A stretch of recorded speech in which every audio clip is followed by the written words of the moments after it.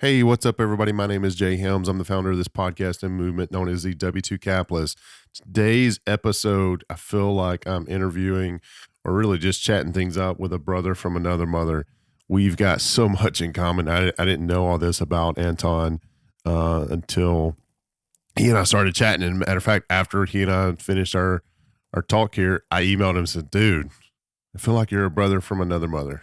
That's exactly what I was doing. But anyway, so what this show is about, this whole W2 Capitalist piece, is about helping you build wealth while having a successful full-time job and also focusing on your family life, right? That's what this all about, is me bringing you guests who are doing this already, and some who have made it to the next level, which for a lot of us is moving on to I struggle with saying financial independence, but that's what it is, right? It's how we all know it. I struggle with the fact of seeing one day where I'm going to have not have a W-2 job. I had this conversation yesterday at work where somehow we got to talking about retirement. I was like, I will never retire. It's just, I don't know. I've got to get my mindset. If I ever get to there, it's going to be the biggest hurdle that I have to deal with is not having one. But here's why I want to give you a little bit of background on myself. And why you should actually listen to this episode. So I've been climbing this corporate ladder since 2001. My wife and I started actively investing in real estate in 2014. Since then, we have not only have I grown my W-2 career, but my wife and I expanded our real estate buy and hold portfolio to over 320 units, and that is just in 5 years. So we did all of this while bringing 3 beautiful children into the world, 3 beautiful, frustrating at times children. So anyway, I laugh at myself. But the W2 Capitalist podcast community is here to help you do the same. Quite frankly, probably even better, because if I'm completely honest with everybody, including myself, I'm lazy at times. So we're here to lead you as corporate ladder climbers to increase your wealth by showing you just how to add streams of income through real estate investing while not losing the side of your W-2, nor fumbling the family life. Fumbling the family life is probably more important in that priority of things. So we want you to earn, invest, repeat your way to legacy wealth. All right. So that's what today is about. That's what this show is about. I want to introduce you to one of our affiliates, but I'm not going to talk a whole lot about that today because Anton is actually the founder of DealCheck.io, which is an incredible piece of software that you need to sign up for. There's a couple of different membership levels. One is free for life. The next couple of ones are really inexpensive, but it helps you analyze things. I mean, I've never seen anything like this. So if you're on Bigger Pockets for just the calculators, get rid of that expensive membership. Go to DealCheck.io and check them out. It's incredible. So without further ado, I'm not going to give you a big ad because we talk about this a little bit in the episode. But first, I wanted to establish why we should listen to Anton. He hasn't just created this amazing piece of software, but he's also been investing for a long time. He is on the edge of punching his W-2 clock for the last time and moving on to bigger and better things. But he's living the W-2 capitalist life right now. He's earning it, he's investing it, and he's repeating it. So it's amazing to see. Glad I had a chance to talk to him. And without further ado, let's get to work.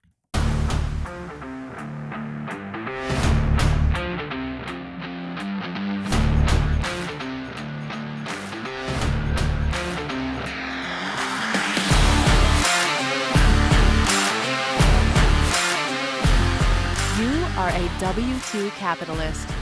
You are addressing the gap between your successful, fulfilling W-2 job and building wealth for your family through real estate investing. You are ready to earn, invest, repeat. Welcome to the W-2 Capitalist Podcast. Now, let's get to work. Here's your host, Jay Helms.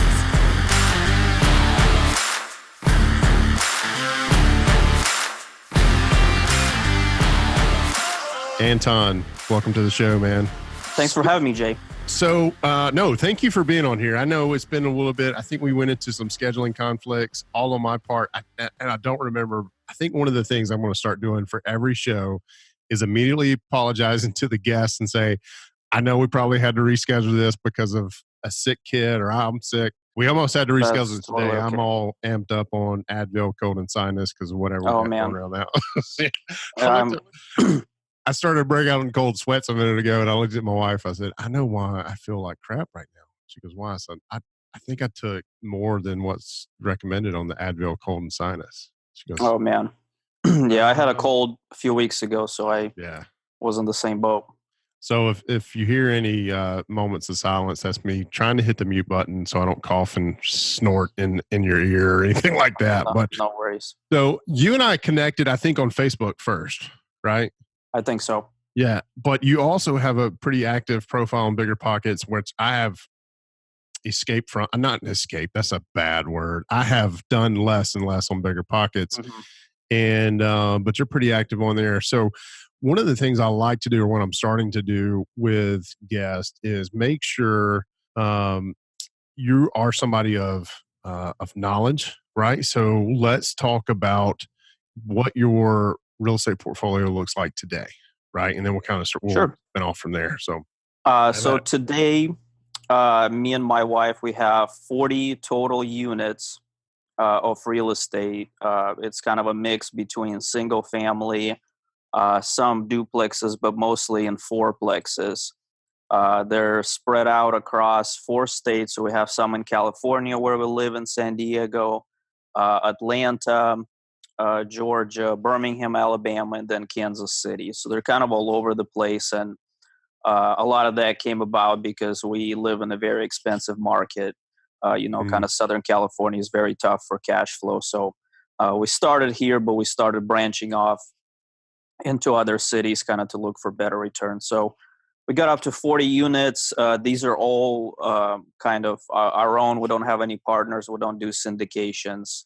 And we're getting about 12, sometimes more, $1,000 of cash flow per month from these units. So it's pretty consistent at around that mark, sometimes higher, sometimes lower. So um, yeah, and that's I awesome. think probably took us about 4 or 5 years to get here of like actively, buying units. So I think I saw something like you have 200 or 300. So we're definitely not quite at that level, but we're Yeah. pretty happy. So I always want to, there's an asterisk on that 328 units, right, that we have, mainly because there are, let me see, I forget the number, 7 that my wife and I own, and the rest Hmm. of them were part of bigger syndications, right? Syndications, gotcha. Yeah. So if you average out the percentages, we're probably a little bit behind you as far as number of units. But when somebody just asks me, "Hey, how many units?" or I'm trying to talk to somebody, "Hey, it's a lot easier for them to grasp. Hey, I'm in the bigger syndications. My wife and I own a couple, but the total number of units is 328." Versus me going into saying, well, we own, this percentage of this deal, this percentage of this deal, Yeah, and it just kind of that's makes the complicated. conversation go. Yeah, I'm envious of your position, actually, that you don't have any part. Not that our partners are bad, but just the fact that you and your wife have been able to build this, and you still work full time, right? Yeah, I'm actually a big believer in kind of keeping with the spirit of what your podcast, tries to help folks do, which is keep your job as your main source of income, your main source of growth for your real estate portfolio. So we've had, both me and my wife work this whole time. We still do. We save a big chunk of our salary, and that kind of one of the big drivers that allowed us to grow our portfolio, especially at the beginning. When you have 1 or 2 units, even 5 or 10, the cash flow that you're probably getting from them isn't like enough to buy 2, 3, 5 a year. But if you're able to save a meaningful portion of your salary, kind of combine that with your cash flow from the rental properties that you do own, I think that could really snowball into some fantastic growth. And that's been one of our main strategies, and I definitely recommend it. Because, it's funny, I meet folks who want to get started in real estate, and they're always looking for, hey, where do I get the money? Where do I get the Yeah. cash? And that's why I think, there's all those gurus and movements for like no money down, Yeah. start in real estate with 5 grand. And I think that's where it comes from. Folks just, they maybe don't have a lot of savings, and they Mm, think, well, I need a lot of money to get started. So what do I do? And I think a lot of times they kind of ignore this whole, W-2 aspect, because uh, at least in my view, if I already have a job, me trying to save a little more money is easier than trying to get a side hustle or find alternative sources of income or do crazy, like double, triple loan financing deals that I'm not familiar with. But here we are, I have my income that's like a readily source of funds that if I just saved a little more of it, could help me buy a one property or two properties a year, and then just kind of go from there. So I think it's very, kind of your W-2 income, your full-time job income, is a very undervalued source of funds and just cash flow that can help you with that growth. So I honestly think more people should look into that and realize, hey, they already have a source of funds to finance some of their beginning properties, and it's their job. yeah, I'm a big. I love the saying. Your W-2 job is the engine that can propel your real estate investing journey, right? And I guess what I get frustrated with is I've more conversations I've had recently. People have money, but they don't want to invest in real estate. I'm like, you guys are crazy. And why not? Let me show you what I'm doing. And the dots are starting to connect. But on the flip side, to go what you say, the conversations I have with people that think they don't have any money and whatnot, they have the money. They're just choosing to do something else with it. Right. So That's then true. you got to get into this whole budget process of saving up, taking a year or two to save up. And not a lot of people want to do that because it is typically life altering for them. Right. They're going to have to give up Right. going to the bar, taking the kids to this fancy thing that everybody in the neighborhood is doing or whatever. But it's those sacrifices that are going to eventually work out for them. A question though, you said your wife, and we were chatting a little bit before I hit the Yep. record button. It sounds like she's an integral part of of y'all's. I'm gonna call it an empire, right? You guys are building a real estate empire. Sure. Um, One of the things that I stress to the mastermind members and everybody that I come in contact, the number one thing you have to do is if you're married, you have a better half, you have to have them on board with Absolutely. that. So when you and your wife came together and said, okay, we're going to start doing this, how did that conversation go? Was she leading the calls? Were you leading the calls? Did it both just click for you and it was really easy, or did it take some convincing on either part? Um, well, I'll start by saying I think you're spot on that. If you're thinking about doing something like real estate and especially scaling it up, you cannot do it without support of your spouse or your partner, your significant other. It's a big financial decision, and sometimes, like you said, it requires sacrifice and maybe lifestyle altering choices, and you absolutely need to be on the same page. So it's kind of paramount. I wouldn't imagine doing real estate or even thinking about it without kind of talking to my wife and making sure she's on board. So Yeah. for us personally, it was actually a fairly easy decision. When me and my wife kind of first met and then started looking at our goals, becoming financially independent and kind of, retiring early, creating a stream of passive income has always been something we both wanted to do. Uh, we both worked hard, but I wouldn't say we absolutely loved working. So we always had that notion that, hey, I think we want to not work, I guess, till 60 is the best way to put it. Like, we're Yeah. not interested in doing that whole 30, 40-year corporate job. So we were both had this interest in passive income, and real estate just started coming up more and more often. And, when we looked at different investment choices and thinking what would work better for us. So uh, it wasn't, there wasn't much convincing, I guess, to be done for either of us. I would say that I was probably kind of a more active driver, and I kind of spent a little more time managing our portfolio. But my wife, she's supportive. She definitely helps out. So thankfully for me, I guess I didn't have to do much convincing Yeah. because she saw the value that real estate can give us in terms of that passive income and wealth generation. You're a lucky man. Yeah. And I am too. Quite frankly, I don't know if your wife does this. And one of the things I love about my wife, and also it frustrates me, is I'll be grinding on an issue. It doesn't matter if it's the W-2 job or through real estate something. I'll be grinding on an issue for days. Uh-huh. And I'll take 5 minutes and I'll go explain to her the issue. And then with just like that, she'll give Yes. me the most brilliant answer, and which is 90, if I get my stubbornness out of the way, is what we go with, right? And it just frustrates me that she has that much intuition about the whole thing. So Well, I think for me, I noticed very similar thing, and I think it comes down to having a different perspective. yeah, I'm naturally like I'm not very outgoing, and I tend to be a little more like self-centered and let me just figure things out on my own kind of yep, guy. yep, But sometimes you're so into it and you're just thinking about something all the time. You kind of become close-minded. And yeah, speaking with somebody, especially like your spouse, who knows your situation, they can give you perspective that's completely different, and you're like, wow, what the hell was I thinking for the yeah. last week? And not that like you couldn't think of it by yourself. You probably could have eventually, but uh, they just help you you can give think in yourself credit for that. I'm not going to take credit. they just help you think in a different direction. They definitely do. I'll leave it at that. I'm gonna mess with this thing right here on the microphone because I was rearranged. I'm out of my element. I rearranged my office about an hour before this call. That's why I'm kind of a little sweaty or whatever. Okay. I'm not used to this view, so when cars and trucks go by, if you see my eyes going, that's what it is. Distracting. I'm distracted. Yeah, may have to rethink this, or just close the blinds. One of the two. So let me ask you this: so y'all both work full time. Oh, let me back up. So there was a young lady who joined my mastermind, and first week in there, she says, "How do you convince your better half to do this?" And I was like, Oof. "Whoa, whoa." That's a Uh, hard one.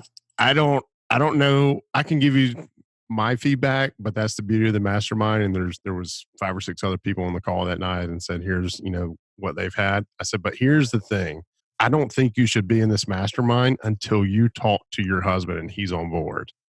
Right. And she didn't like that answer, but about 3 weeks later, she dropped out. And I Yeah. don't know where she's at today, but it's just one of those things that was because in the religion she was in or he was in was kind of the driving force behind that. So that's like a double-edged sword. I'm like, no, no, no. Y'all two, I'm not taking your money.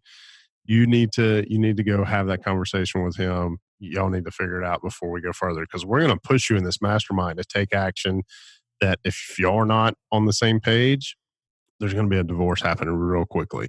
Right. So anyway, I don't want to be that guy.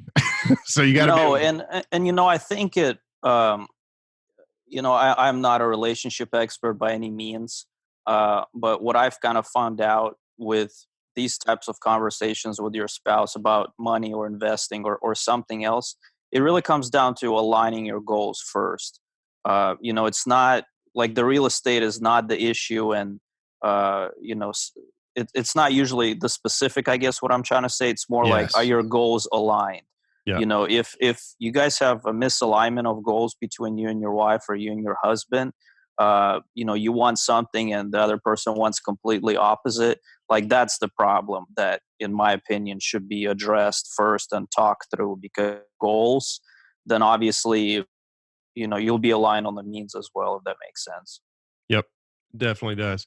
So you guys are in multiple markets, right? You live in San Diego. Right. You've got investments in San Diego as well. We do, yeah. So how did you land in Birmingham and Atlanta? I'm just curious because I spent some time in Birmingham. I drive through Atlanta. I don't know, once or twice, maybe 4 times a year Yeah. to go see the in-laws. Neither one are markets that I want to be in, but I'm just curious on from San Diego, how do you guys landed there? We actually, so I kind of evolved my market selection strategy, as I call it. The most recent market that I was happy with was actually Kansas City, Yeah. and that's where we actively invest. So Atlanta and Birmingham, we invested, about five years ago or so. They were a lot cheaper than they are now. Okay. But my strategy generally comes down to, um, it's complex. I have like this whole checklist that I go through, but if I had to boil it down, I look at markets that first are pretty strong in terms of economy and population growth and job growth. So I want, kind of, it doesn't have to be, market like New York or Los Angeles or San Francisco that's absolutely booming. But I don't like a lot of Midwest cities that are kind of stagnant, not much growth. And kind of Birmingham is probably on the cusp of that criteria. I definitely like Atlanta in terms of job growth, population growth. Same with Kansas City. They're very, they're kind of thriving cities, I guess you can call them. People want to live there. People have jobs, and kind of you see positive macroeconomic trends in those markets. And what I found is when you have conditions like that, it tends to drive both price and rent appreciation Hmm. in most areas. And I think those are some of the keys to being successful buy and hold investor, like myself and my wife. It's very tough to make money in the long term if the prices are flat and the rents are flat.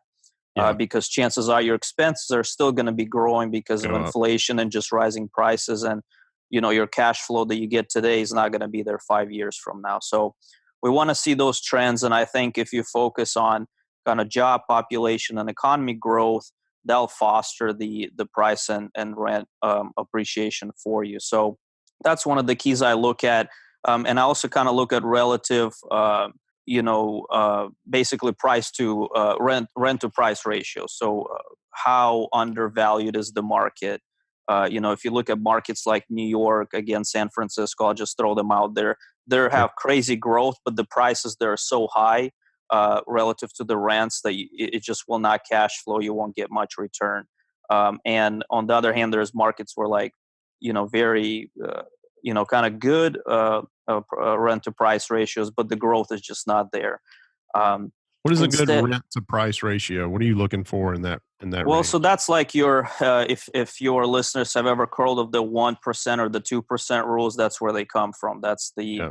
uh, the price to rent ratio expressed kind of as some uh, arbitrary criteria. I mean, I'd say 1% is probably my minimum. Yeah. 2% markets are tend to be like your very cheap, but also the growth is just not there. Yeah. A Your lot of class Midwest D, cities are like right? that. Yeah, yeah. Yeah. Just they look good on paper. They have crazy cash flow, 10% cap rate. But when you look at the again macroeconomic factors in those areas, they're just not there. And I think 5 years from now, your cash flow is going to be non-existent because especially if you sell the property for the same price you bought it, factor in your closing costs, you lost money on the price, and whatever cash flow you made could be just wiped out. Yeah. So probably about between 1.5% is probably where our properties lie. I just found that to be like a good balance between still having good growth, good macroeconomic factors, and relatively cheap prices. So we're kind of picking up, for example, in Kansas City, where we're buying units for around 50, 60,000 per unit. These are for multifamily properties, which is not, as cheap as some markets. Like I've heard people buying, 20,000 per unit properties in the Midwest. But they're, definitely, I think, well performing Yeah. for us in the long term. So when you buy these properties, do you have mortgages on all of them? Do you aspire to pay cash for them? How do you go about financing if there is any financing? I'm always a proponent of financing. So I think just with using financing and leveraging your investments, your returns will skyrocket. So if we look at your cash on cash return, your overall ROI, IRR return rates, leveraged versus unleveraged, the leveraged most always will win. If the property's cash flow can support the loan payment, obviously. Yeah. So I'm a big proponent of financing. We have financing on all of our properties. Now we have bought a few of them cash, just usually for reasons like it was a kind of a fixer upper. It was hard to get financing, so almost like a BRRR strategy, or maybe it was a competitive situation, and I felt like a cash offer looked better. But we would refinance them, 6 months to a year from purchase into some sort of long-term financing, even if we bought them cash. Yeah. So kind of buying cash is more of like either a necessity or just uh, you're planning to maybe rehab it significantly and then increase its uh, after repair value and then get a higher kind of loan on it. Yeah. Definitely financing is the way to go. Complete agreement with you there.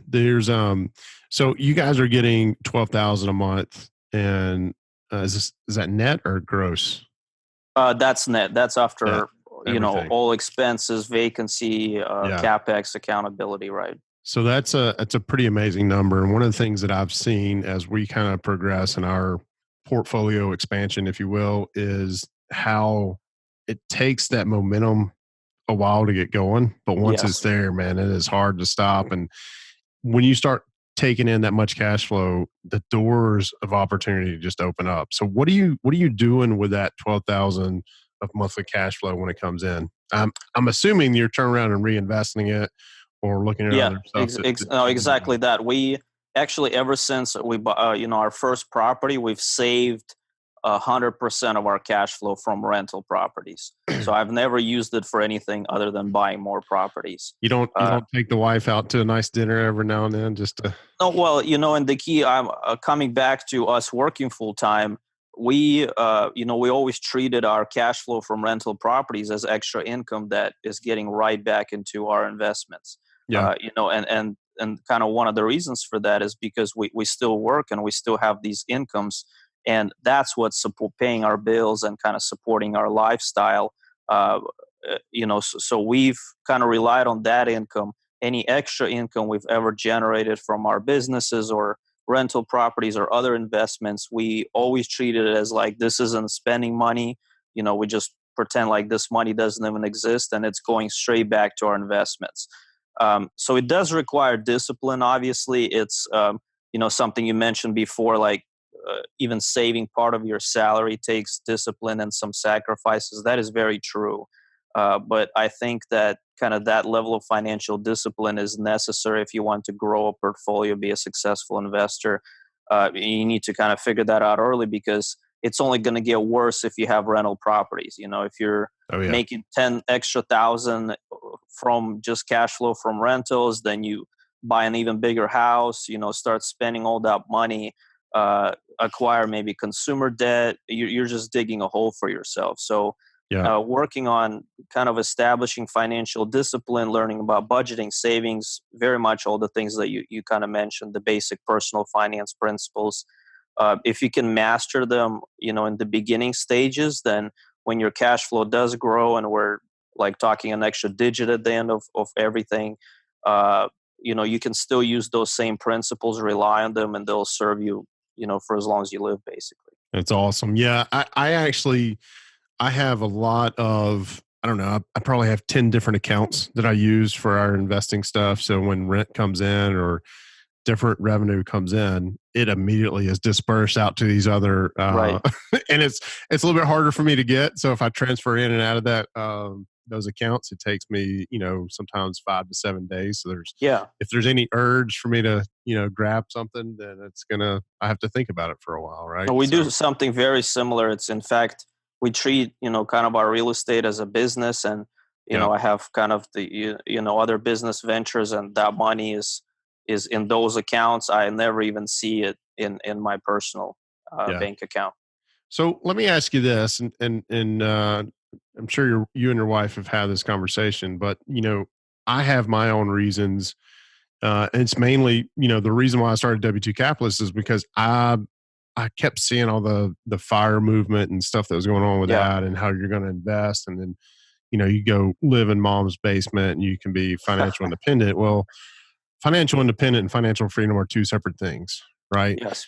So, but why do you and your wife, if you want to answer for her, I don't know, why do you continue to work? Because not only do you have your day job, you've got a side hustle amongst the real estate investing, and we'll get into that here in a minute. So, why do you continue to work? So I'll answer your question, but I'll say that we're actually really close to completely quitting our W-2 jobs and basically realizing our goal of retiring early. And that was our goal from the beginning. Ever since we kind of started getting into finances and investing and figuring out the best path for us, our sole goal or our main overarching goal has been to quit our jobs by having enough passive income basically to replace our salaries. Yeah. And we made a decision that until we're there, we're going to keep on working because, like I mentioned earlier, having that stable income and saving a big chunk of it is one of the biggest growth factors. So we're basically, we had a goal to get to a certain amount of passive income each month and year. Basically, that would replace our salaries and would sustain our living expenses. And we're actually very close to that goal.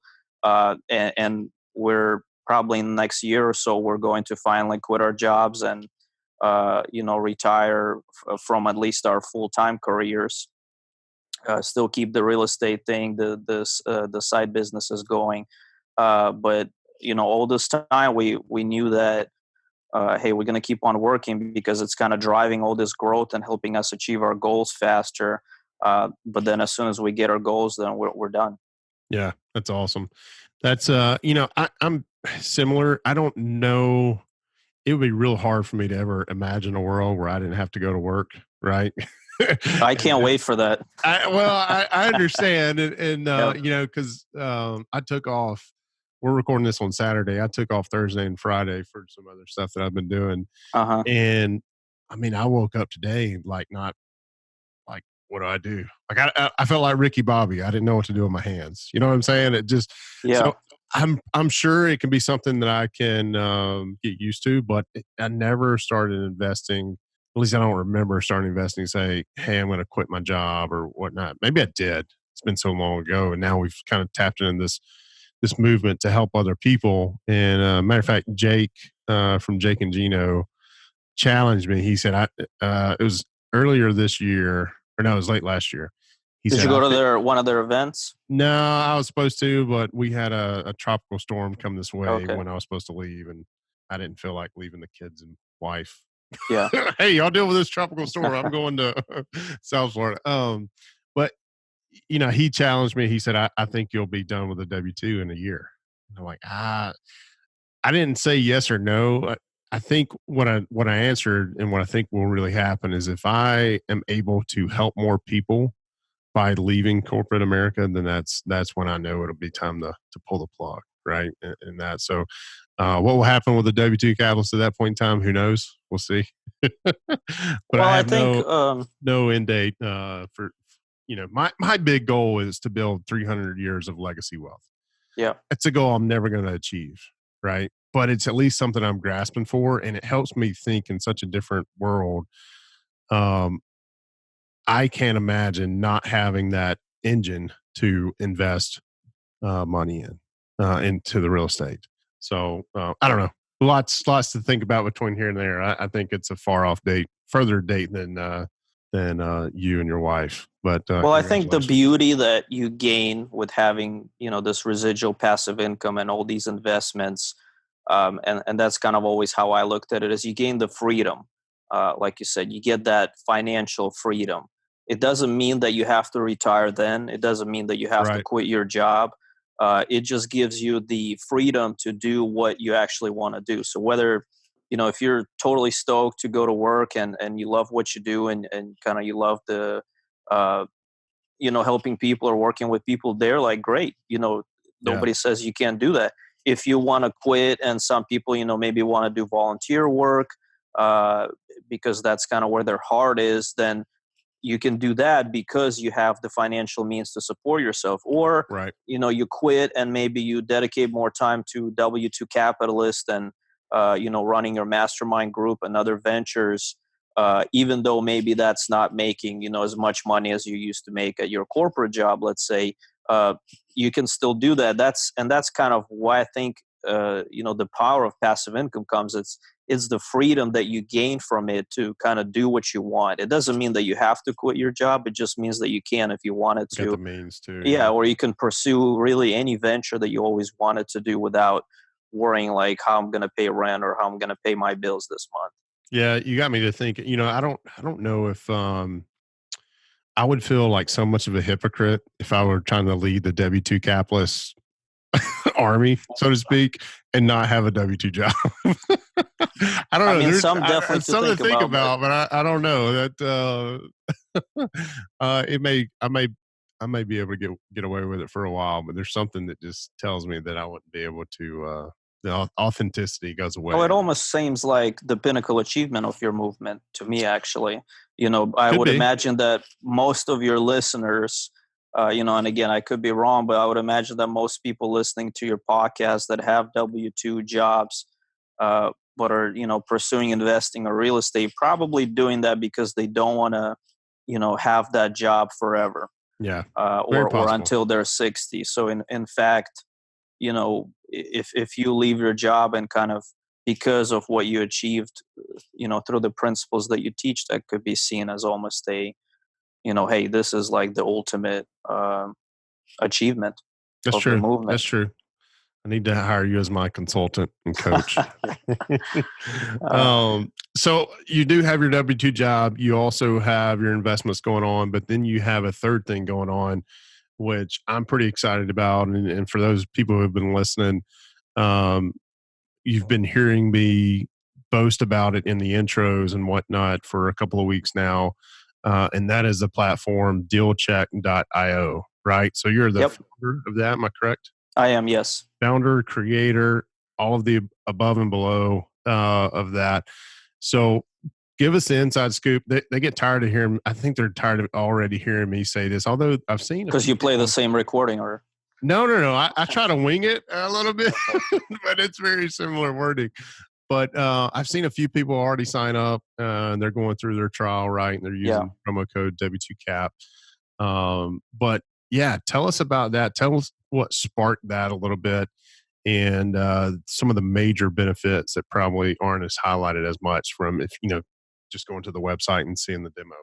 Sure. So, uh, Deal Check basically came about in 2015, and um, when I was myself kind of looking at a lot of rental properties, I was driving around, and as probably most of your listeners know, analyzing the cash flow projections, the potential returns, how much cash you'll need to buy a property, all those kind of financial numbers are probably one of the most important thing you can do when you're buying rental properties.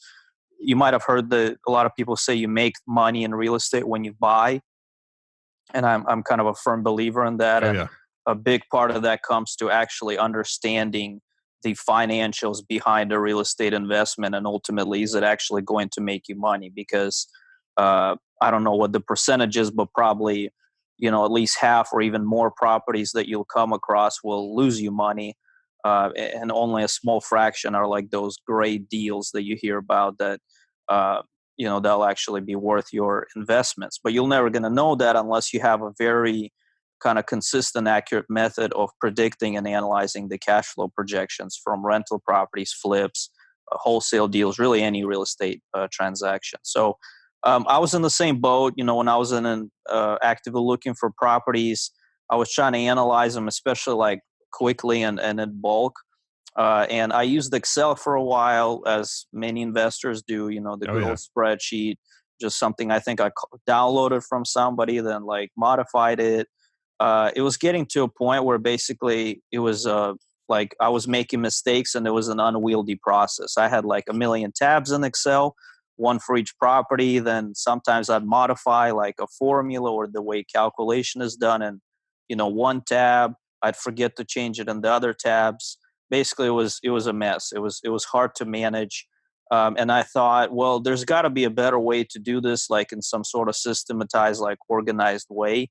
And I looked at what was available on mobile, on desktop, uh, back in 2015. I really didn't find a tool that I liked particularly. They were either like old or clunky or hard to use, or some of them cost like, I don't know, $1,000. I've seen software analysis platforms for real estate investors like $997 to buy, and I was like, that's crazy. Um, so being a software developer myself, that was kind of my full-time job at the time. I thought, why don't I make something to, for myself, maybe share with a few people and see how it goes. So I actually threw together a mobile app version of DealCheck first. So it was a simple mobile app where you could plug in some numbers and run a pretty simple like crude analysis calculation.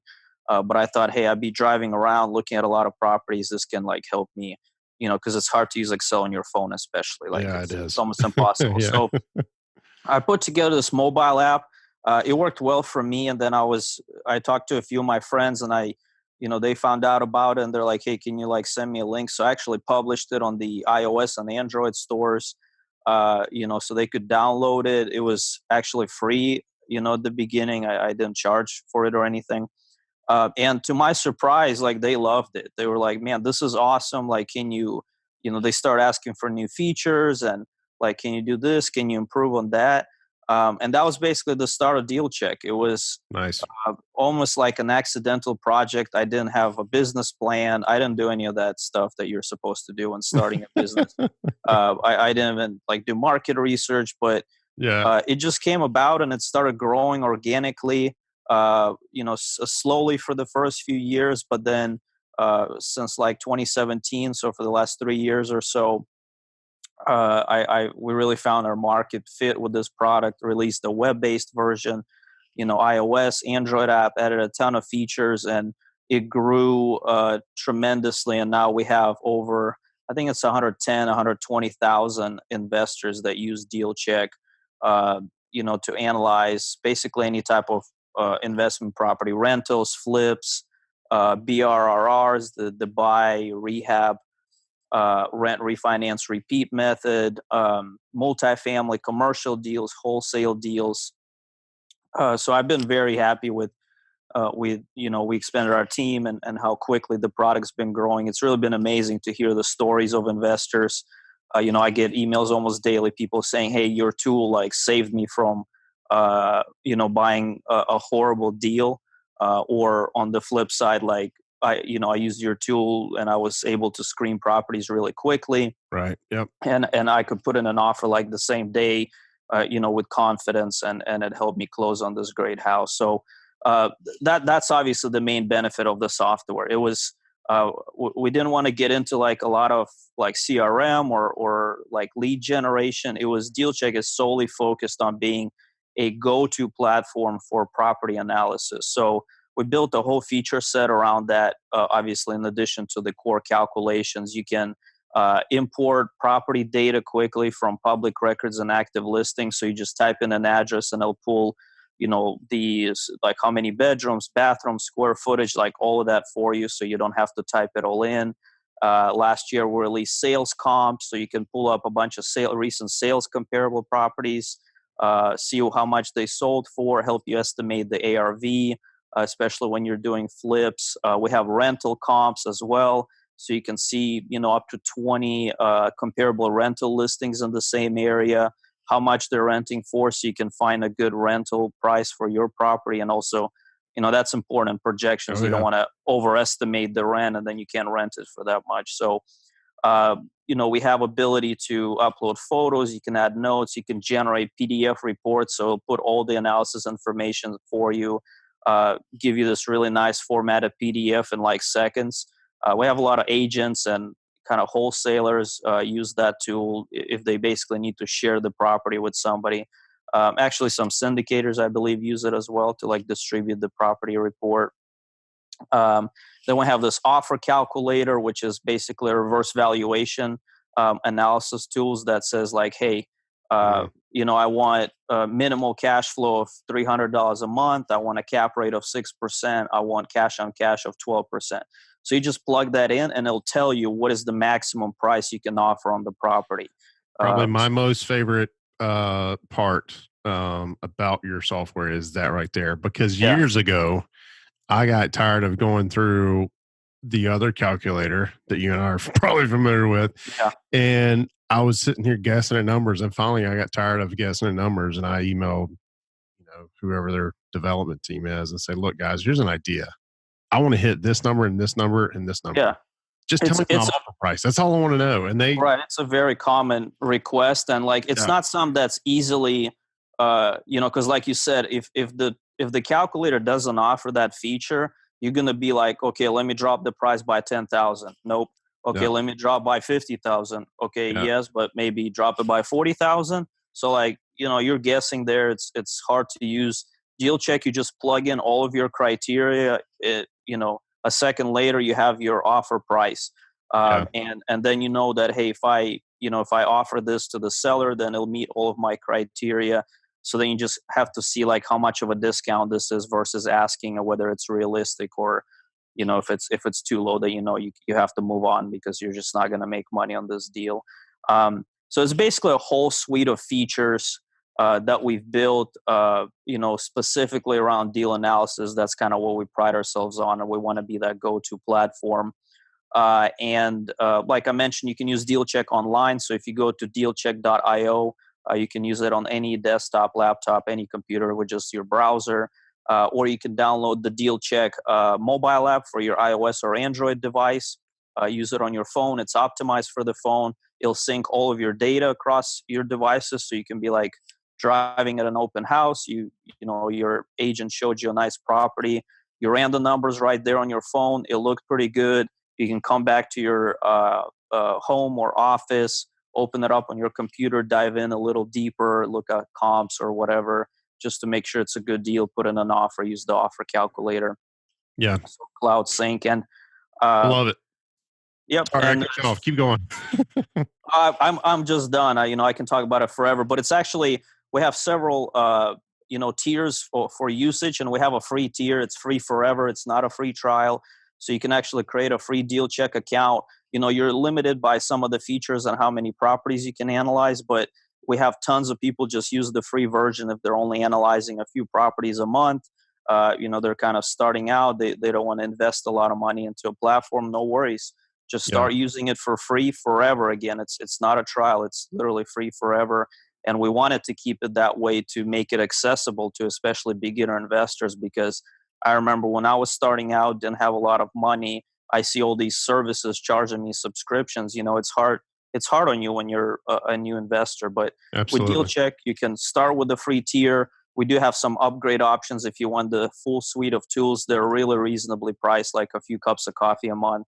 Yeah. Um, That's the other thing that I love about it too. Cause I think the plan that I looked at, it was like $7 or $8 a month, yeah, maybe. I And I mean, was like, it's super cheap, yeah, the value compared is to. definitely there. You actually just gave me a pretty good idea. Once I get more comfortable using the software, I may host a demo in my Facebook group and just show folks how easy this is.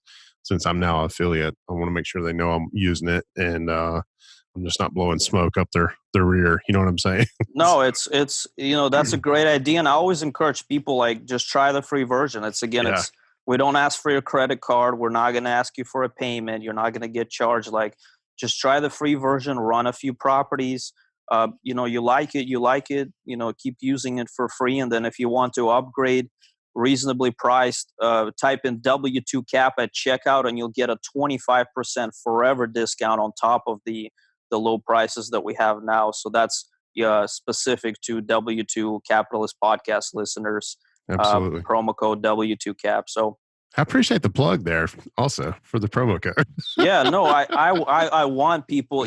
Like I said, it's obviously it's a business for me, but the biggest kind of the biggest reward for me is not monetary. It's getting those emails from investors that use the tool to either help them avoid horrible deals, Yeah. or use the tool to help them find those gems, quickly put together an offer, and close on them. Because I really want to help investors, because I've been in those shoes. I know how difficult and stressful the especially buying your first property was like. Oh yeah. The Yeah. world was ending for me. I Yeah. looked over everything a million times. I was sweating. It was. Yeah. I think I read the whole mortgage packet that they give you. The 500 pages. Like, the closing took 3 hours. It was a Yeah. stressful time. But if we can help you run those analysis projections with DealCheck, knowing that you're not messing up any of the numbers, the formulas are consistent, everything is the same, and they're kind of all the properties you ever looked at are saved there for you, so you can look back at them later. Yeah. So if we can help you take that out of the stress, I'd be happy. Yeah, and matter of fact, there's a guy who messaged me on Facebook this morning. He said, I'm not going to say his name. He says, "Hey, bud, question: what are your thoughts on properties that just break even? What is your take on the mindset that this will be another property building capital, even though it's not producing additional income?" My answer was that scenario doesn't fit in my investing strategy, but everyone is different. What I should have answered with is, have you ran this deal through DealCheck.io using the promo code David2K to make sure you're getting the right answer? Well, no, it's valid because one Yeah, of the tools we have in DealCheck is this thing called buy and hold projection. So, in addition to just looking at what the numbers will look like today if you bought the property, it'll show you the numbers 35 years into the future. For yeah, every year, you'll see what your cash flow will be, and that's actually a very good exercise to do for a property like your subscriber just described. Okay, it's breaking even now, but what is it going to look like 5 or 10 years from now? When am I going to actually start making money on it? And it's hard to answer that question, uh, without looking at those long-term projections, factoring in, your price appreciation, rent growth, if there is any inflation, and all of that. I probably would pass on the property just like you did, or yeah, you yeah, suggested, just because of I'd like to get something even now, but you still want yeah. to look at those projections. And I'm not into a point where I'm gonna play in the appreciation game, right? Yeah, it's It, it's a gamble, it is, and that strategy may be part of our overall view eventually, but it's not today. Yeah, right? it's not today. All right, so I've been asking everybody this who comes on the show recently. When you look at your crystal ball, where do you think the market is headed? Ooh. And realize we're this conversation is happening in early 2020, right? For you listeners. Yeah, and she'll read all the disclaimers that is Yeah. not. Yeah. No, but it's a tough question. Everybody's talking of a crash. Yeah. I If I had to say, I don't really see a big crash coming. Just kind of my gut feeling and what I see in the industry. I definitely see a slowdown, or maybe not as explosive growth as we saw over the last 5 years in the real estate market. Uh, Maybe a minor correction or kind of flat line. I just don't see, like a big crash coming. Yeah. Um, but what I'll say with that, again, I could be totally wrong, but I've never been a fan of timing the market anyway. Yeah. So Yeah. Yeah. if you could wait right now on, you could say, hey, I got 100,000 to invest. I think the market's going to crash.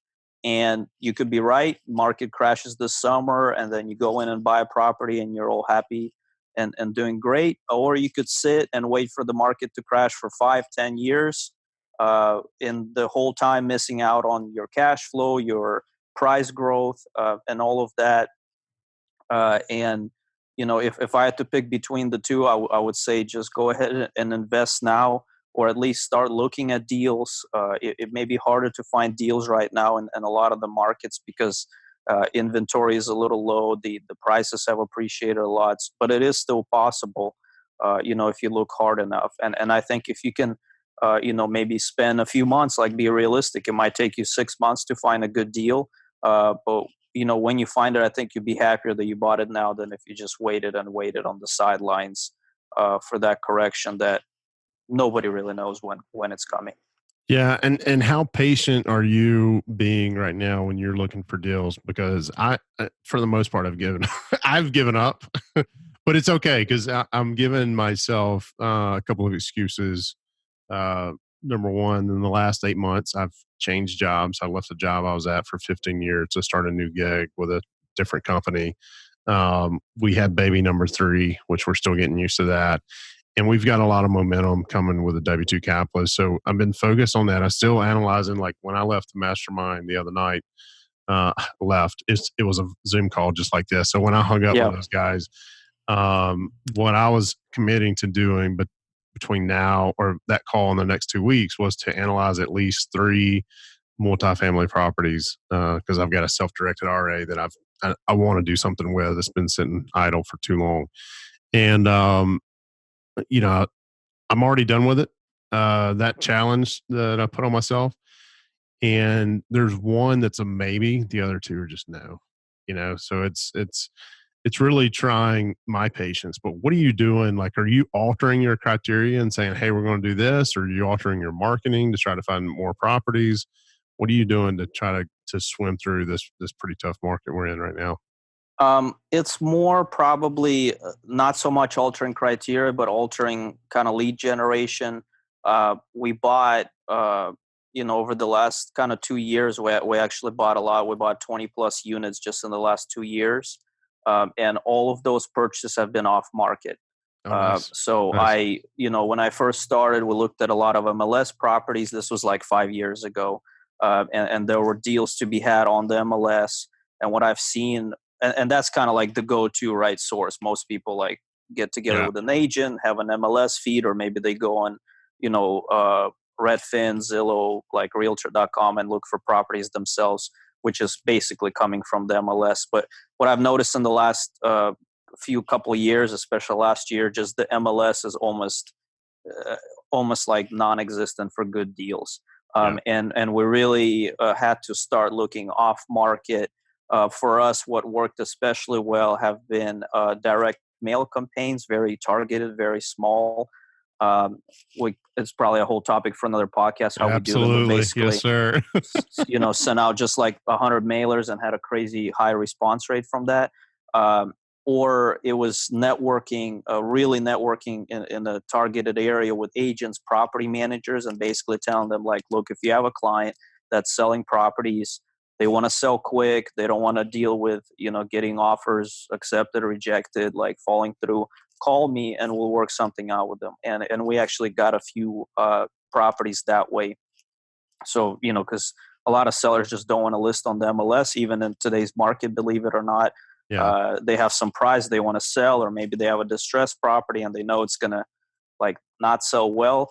If you're able to kind of get in through your network and see those deals first, get together with the seller, you can close on something actually really good without even having to go to market. So it's more have been looking at alternate, deal acquisition channels instead of just, saying, hey, I'm just going to wait to see what's going to pop up on the MLS, because in a lot of markets, well, in Kansas City, that's really where we're looking right now. It's just the deals on there are far and few between, and most always they're either gone in a day or two, or even Mhm. if they're passable, or you're just sitting waiting for them. Gotcha. Um, so and I actually think that that's even in a kind of in a buyer's market, even in how the market was like 5-6 years ago, having multiple lead channel, so to speak, is always a plus. So instead of just saying, I'm going to see what my agent brings me, and that's it. Yeah. Yeah. You can do that. You can look yourself on those websites that I mentioned. You can try direct mail. You can work with wholesalers, find a few wholesalers in the area that you like and get on their buyers list. You can look maybe on like Bigger Pockets Marketplace or other places where deals are posted. So basically, the more places you look, like the more deals come across your desk, the higher the chances that you'll find something worthwhile. Like you looked at three, you said one of them was maybe, two are uh, No. two are passable. Then, Yeah. well, maybe if you looked at 30, the kind of like, a much higher ratio, then maybe you would have had like one or two okay deals, or even maybe one great deal in there. So at a certain point, it comes down to volume, how much deals pass through your desk. And, there's a certain percentage of them, a certain small percentage that would be those gems that you're looking for. But Yeah. the fewer deals you look at, the less likely you are to find one like that. Yeah, and I definitely need to crank it up when it comes to looking at deals, right? And I've said this several times over the last couple of weeks. I need to get broke.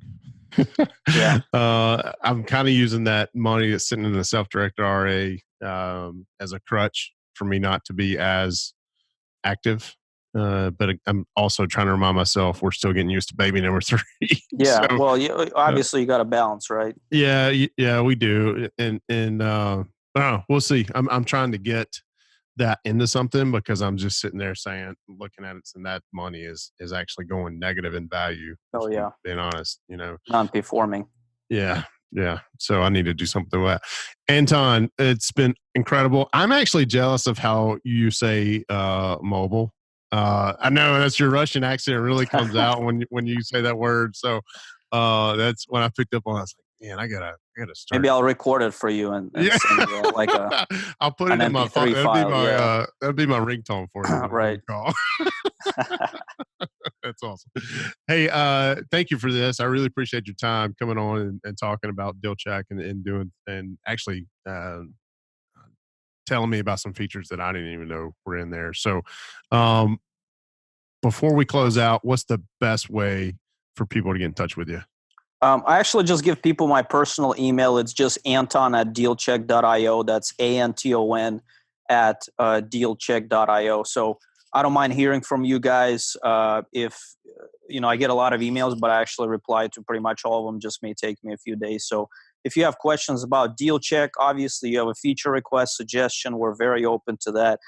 Or if you're just curious about my real estate investing strategy, or need some advice, I'll do my best to help you with that, or direct you to like an article or something that I've written, or maybe another podcast I did where I discussed that in detail. So just send me an email, Anton at DealCheck.io. Have no problem. You guys email me directly. And I'll link to that in the show notes. Thanks again, man. We will. I'm going to take you up. You kind of hinted around of another show, more topics. Definitely want to do that. Absolutely. And I also want to learn a bit more about how you're from Russia, but as your bio says, you served in the U.S. Navy, right? I did. Yeah, it's a crazy story. I want to get into that at some point in time. By the way, thank you for your service, and we'll chat again soon. Thank you, Jay. Looking forward to it. Hey, buddy. See you. Take care. Hey guys, before we get out of here today, I want to point you over to our affiliates page, and one affiliate in particular, Audible, because it is amazing how much content I can consume through audiobooks. I'm not a big reader, and never have been. We were joking the other day. I went to actually a meetup, Toastmasters, trying to get a little bit better on my presentation skills and in live person, trying to step out and get out of my introvert personality, whatnot. And the question, I had to get up in the very first meeting, I had to get up and give a speech on the book that I read when I was 10 years old. And I was like, well, I didn't read books when I was 10, but here's what I read now, and I kind of went through that. And so yeah, it's amazing how much content I consume. And I remember my mom trying to get me to read when I was younger, and I just couldn't get into it. But I don't think audiobooks were around then. But if they were, that was the kicker for me. I need to have it in my ears, listening to it while I'm doing something other that I think is more productive. So I want to point you to Audible. They are one of our affiliates of the show. And if you go to w2capitalist.com/affiliates, you'll see them on there. There should be a link for a free trial. And I don't necessarily know when this episode is going to come out, but in January 2020, I issued a Read 20 and 20 group. Anybody could join it. I think there's like 20 folks in there, just to encourage people to read more, because there's so much amazing content out there from people who are just a little bit further down the road in this journey that we're all on, that we can learn from. So we don't have to worry about making the same mistakes they did, taking the best advice. So check it out, Audible. If you want to get involved in the Read 20 and 20, hit me up on Facebook Messenger. Probably reach out as a friend request too, but send me a message that says, hey, I want in this 20 and 20. And depending on where you are, where we are in the year, you may have some massive catching up to do depending on how much you've read, but it's just a little group for extra accountability. Hit me up.